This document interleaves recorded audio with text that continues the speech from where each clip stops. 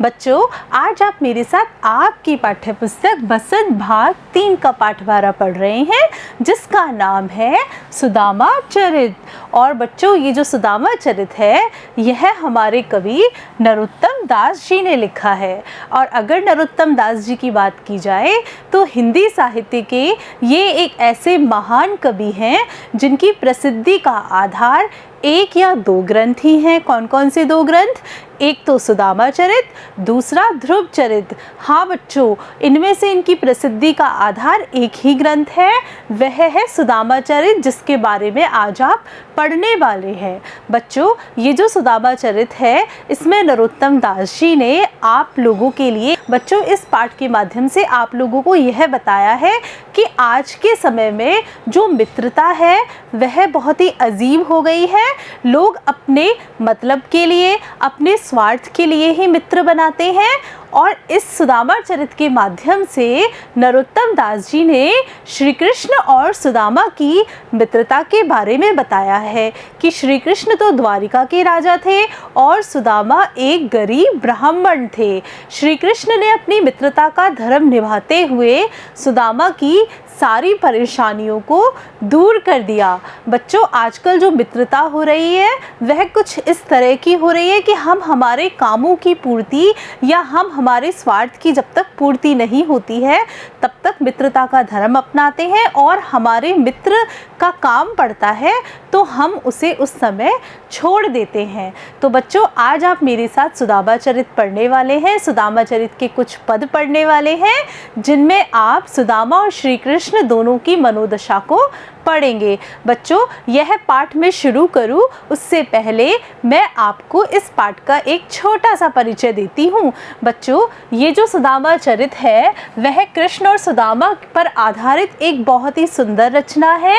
इसके कवि नरोत्तम दास जी हैं। नरोत्तम दास जी ने इस सुदामा चरित्र की रचना ब्रज भाषा में की थी। और बच्चों, जो ब्रज भाषा है वह बहुत ही सरल है और बहुत ही सहज है।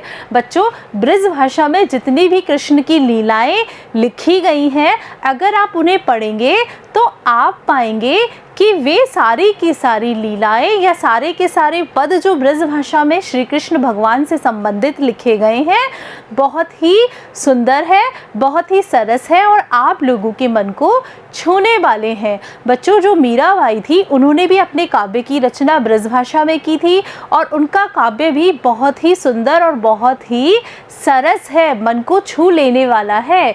सुदामा चरित के पदों में नरोत्तम दास जी ने कृष्ण और सुदामा के मिलन और सुदामा की दीन अवस्था और कृष्ण की उदारता का वर्णन किया है।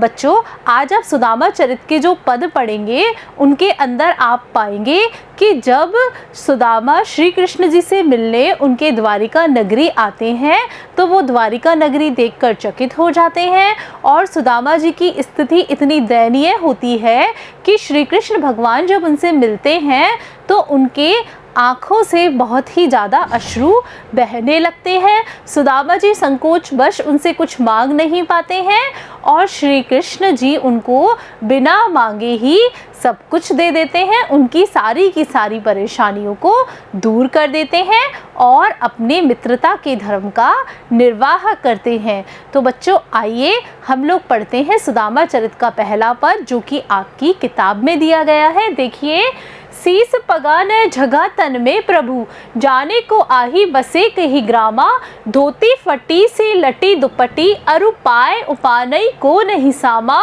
द्वार खड़ो तिज दुर्बल एक रयो, चकिसो बसुधा अभिरामा, पूछत दीन दयाल को नाम, बतावत आपनो नाम सुदामा। बच्चों, ये जो पद है यह उस स्थिति का वर्णन करता है कि जब सुदामा जी बार बार अपनी पत्नी के द्वारा कहे जाने पर अपने मित्र श्री कृष्ण से मिलने के लिए आते हैं और वो श्री कृष्ण की द्वारिका नगरी पहुंचते हैं। द्वारिका नगरी पहुंचने के बाद श्री कृष्ण के जब घर के बाहर पहुंचते हैं और द्वारपाल के पास आते हैं तो द्वारपाल भगे भगे श्री कृष्ण भगवान को संदेशा देते हैं और उस संदेशे में वो सुदामा की दीन दशा के बारे में वर्णन कर रहे हैं। तो तो बच्चों ये जो पद है यह उस समय का है।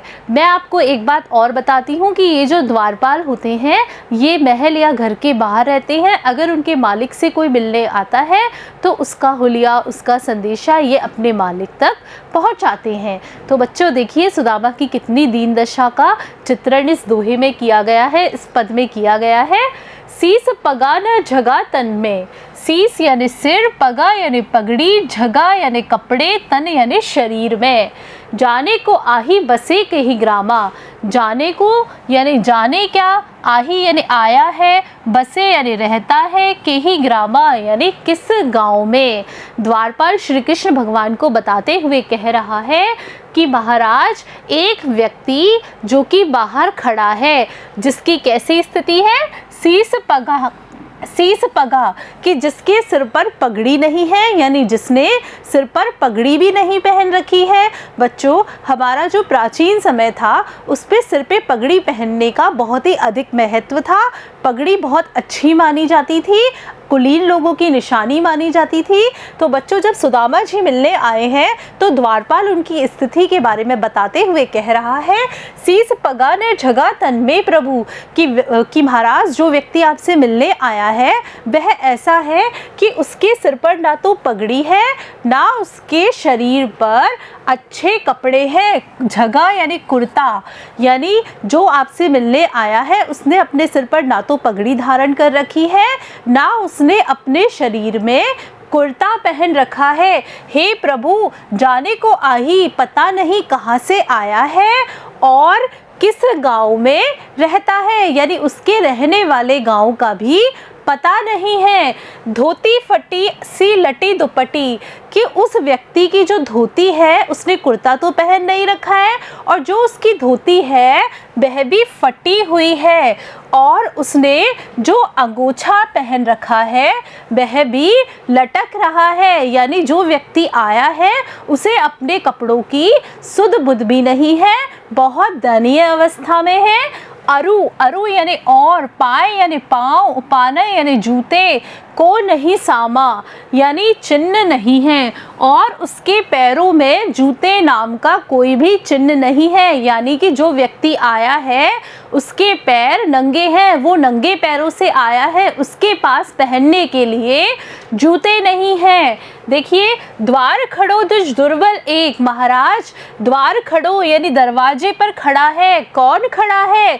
द्विज यानी ब्राह्मण, दुर्बल यानी बिल्कुल गरीब या जिसमें बल नहीं है। एक गरीब एक दुर्बल ब्राह्मण द्वार पर खड़ा है और वह क्या कर रहा है?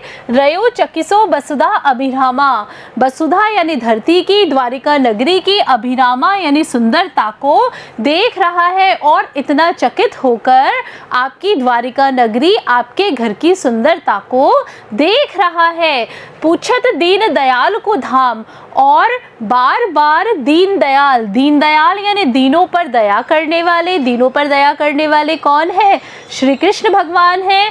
और दीन दयाल का धाम यानी आपका घर पूछ रहा है। बतावत और बताता है अपना नाम, और अपना नाम क्या बताता है? सुदामा बता रहा है। देखिए आप सुदामा की कितनी दीन अवस्था है, कितनी दयनीय दशा है।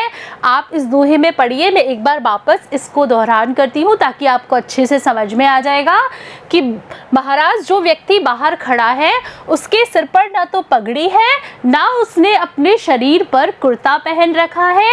हे प्रभु पता नहीं कौन से गांव से आया है, कहाँ रहता है।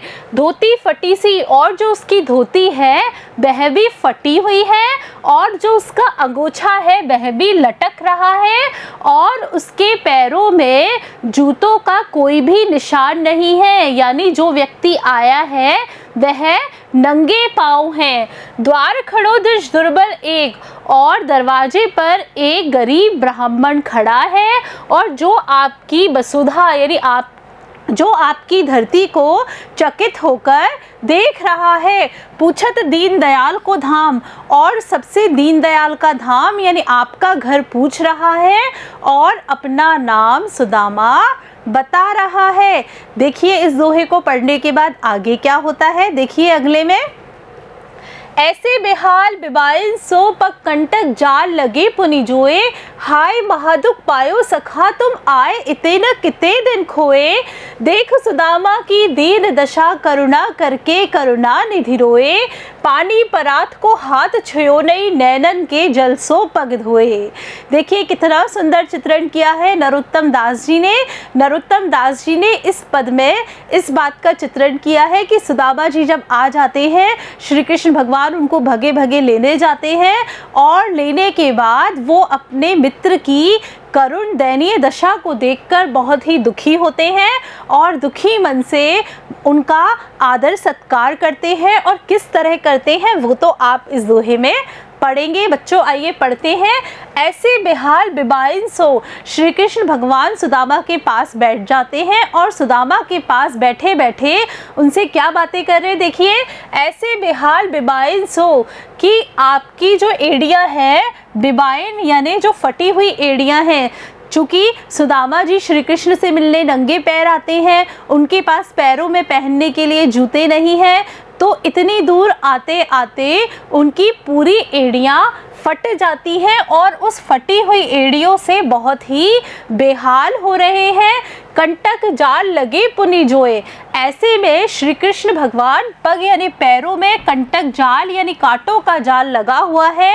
पुनि जोए उसे अपने हाथों से हटाने लगते हैं। हाय महादुख पायो सखा कि हे सखा तुमने महान दुख पाया। तुम आए इते न किते दिन खोए। तुम यहाँ इते यानी यहाँ पर क्यों नहीं आए, कितने दिन खोए यानी कितने दिन तुमने दुख पाए, खराब किया।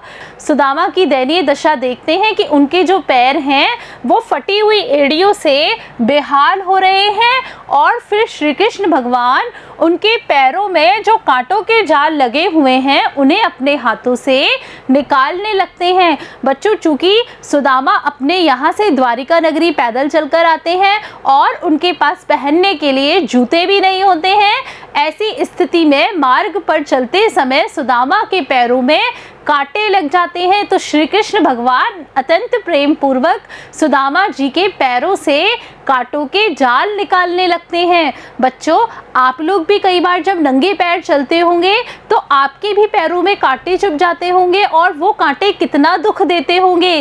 तो श्री कृष्ण भगवान इस स्थिति को ही सोच रहे हैं और अपने मित्र के पैरों से अपने हाथों से कांटे निकाल रहे हैं और अपने सखा से क्या कह रहे हैं कि हे सखा, हे मित्र, तुमने इतना दुख पाया है, तुम बहुत दुख पा रहे हो, तुमने इतने दिन क्यों खराब किए, तुम यहाँ क्यों नहीं आए, यानी तुम्हें मेरे पास पहले ही आ जाना चाहिए था, तुमने इतना दुख क्यों पाया, इतने दिन क्यों खराब किए।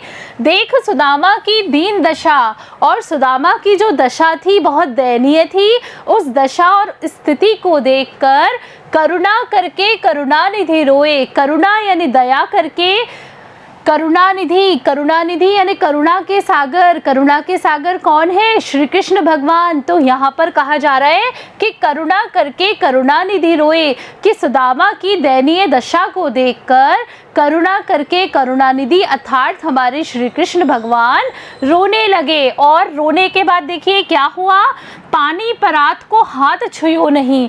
श्री कृष्ण भगवान ने कांटे निकालने के बाद सुदामा जी के पैरों को धोने के लिए पानी की परात मंगाई। परात में पानी भरकर मंगवाया। चूँकि सुदामा जी बहुत दूर से आए थे, थक गए थे, तो श्री कृष्ण भगवान ने पहले तो उनके पैरों के कांटे निकाले और कांटे निकालने के बाद उनके पैरों को धोने के लिए एक परात भरकर पानी मंगाया और उस पानी को उन्होंने अपने हाथ से छुआ ही नहीं। क्यों नहीं छुआ?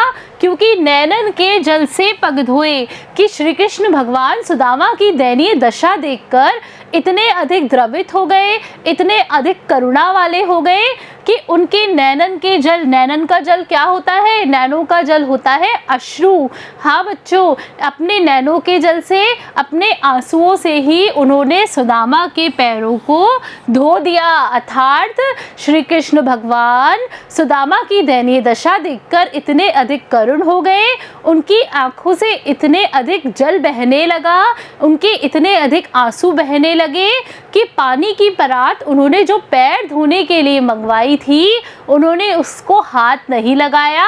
अपने नेत्रों के जल से ही उन्होंने उनके चरण धो दिए। बच्चों, ये जो पद है इसमें मैं आपको एक चीज़ बताती हूँ। देखिए, करुणा करके करुणानिधि, यहाँ पर कै वर्ण की बार बार आवृत्ति हो रही है, अतः यहाँ पर अनुप्रास अलंकार है।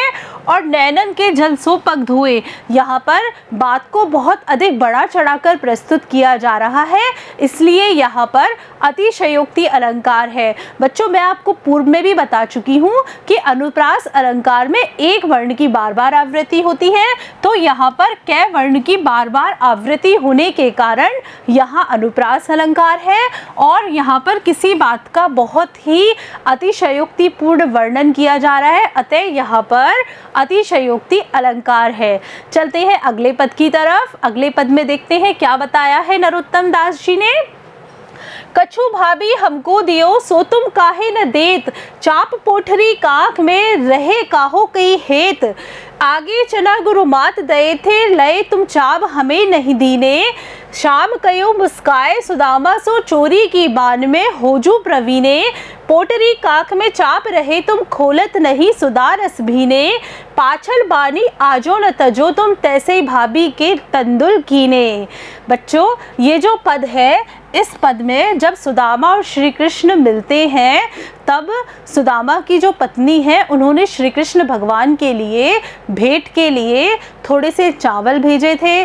तो सुदामा श्री कृष्ण भगवान के ऐश्वर्य और वैभव को देखकर बहुत ही संकुचित हो जाते हैं, बहुत ही संकोच करने लगते हैं कि ये चावल की पोटली मैं उनको कैसे दूं। तो ऐसे में श्री कृष्ण भगवान उस चावल की पोटली को देख लेते हैं और उस चावल की पोटली के माध्यम से वो उपालंब दे रहे हैं।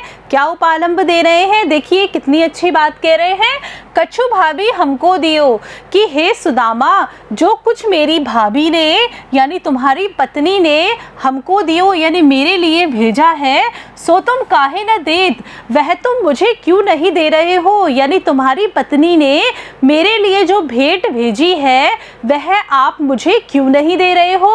चाप पोटरी काख में, चाप चाप यानी छिपाकर, तुम इस पोटली को बार बार अपनी काख में क्यों छिपा रहे हो। रहे कहो के हेत, और तुम किस कारण से यह पोटली मुझे देना नहीं चाहते हो। यानी मेरी भाभी ने प्रेम पूर्वक मेरे लिए जो भेंट भेजी है वह तुम मुझे क्यों नहीं दे रहे हो और उसे बार बार अपनी काख में किस कारण, कई हेतु यानी किस कारण छुपा रहे हो। आगे चना गुरु मात दये थे लय तुम चाप हमें नहीं दीने। तुम्हारा स्वभाव ही ऐसा है, तुम ऐसा ही करते हो। कैसा करते हो कि जब पहले हम लकड़ी काटने जा रहे थे तब गुरु माता ने तुम्हें चने दिए थे। बच्चों, श्री कृष्ण भगवान और सुदामा जी दोनों सांदीपन ऋषि के आश्रम में शिक्षा ग्रहण किया करते थे। तो एक बार गुरु माता ने उनको जंगल से लकड़ी लाने के लिए भेजा और रास्ते में खाने के लिए चने दिए, और वो जो चने थे वो सुदामा को ही दे दिए कि आप और श्री कृष्ण दोनों खा लेना। लेकिन जो सुदामा जी क्या करते हैं, सुदामा जी खुद ही पूरे चने खा जाते हैं। तो इस बात का उपालंब देते हुए कह रहे हैं कि जो चने गुरु माता ने दिए थे वह लय तुम चाप हमें नहीं दीने, कि वह भी तुमने ही खा लिए और तुमने मुझे बिल्कुल भी नहीं दिए। शाम कयो मुस्काए सुदामा सो, शाम शाम यानी श्री कृष्ण भगवान सुदामा से मुस्कुराकर कहने लगे। क्या मुस्कुराते हुए कहने लगे? चोरी की बान में होजू प्रवीणो। चोरी की बान, बान यानी विद्या, तुम चोरी की विद्या में प्रवीण हो गए हो, यानी तुम चोरी करने में कुशल हो गए हो। पोटली काख में चाप रहे तुम जो पोटली है जो भाभी ने भेजी है उसको अपनी काख में छिपा रहे हो, खोलत नहीं सुदारस भीने, और उसमें जो अमृत रस भरा हुआ है उसको तुम खोलना ही नहीं चाहते।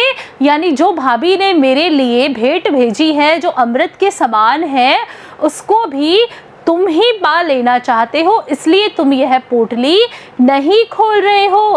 पाछल बानी आजो न तजो तुमने तुम्हारी जो पिछली आदत है, पाछल बानी यानी पिछली आदत है, पुरानी आदत है, आजो यानी आज भी नहीं त्यागी है। यानी तुम एक तो चोरी की विद्या में प्रवीण हो गए हो, तुमने पहले भी ऐसे ही किया था कि गुरु माता ने जो चने खाने के लिए दिए थे वह भी तुम खा गए थे, और तुमने तुम्हारी यह आदत आज भी नहीं छोड़ी है। तैसे भाभी के तंदुल कीने, और वैसा ही तुम आज भाभी के दिए हुए चावलों के साथ कर रहे हो। यानी कि तुम जो भाभी ने मेरे को भेंट भेजी है वह नहीं देना चाहते हो। बच्चों, आज आपने मेरे साथ आपकी पाठ्यपुस्तक बसंत भाग 3 का पाठवारा सुदामा चरित पढ़ा, और सुदामा चरित में श्री कृष्ण भगवान और सुदामा की स्थिति देखी कि श्री कृष्ण भगवान से मिलने सुदामा जी आते हैं तो श्री कृष्ण भगवान भगे भगे जाते हैं और उनको लेकर आते हैं और अपने हाथों से उनके पैरों के कांटे निकालते हैं और उनके चरण धोते हैं, और फिर सुदामा के संकोची स्वभाव को दूर करने के लिए वे उसे उपालंब देते हैं, उनके साथ छेड़खानी करते हैं। बच्चों, जो अगला भाग है उसमें हम बचे हुए पद पढ़ेंगे। तब तक के लिए धन्यवाद बच्चों।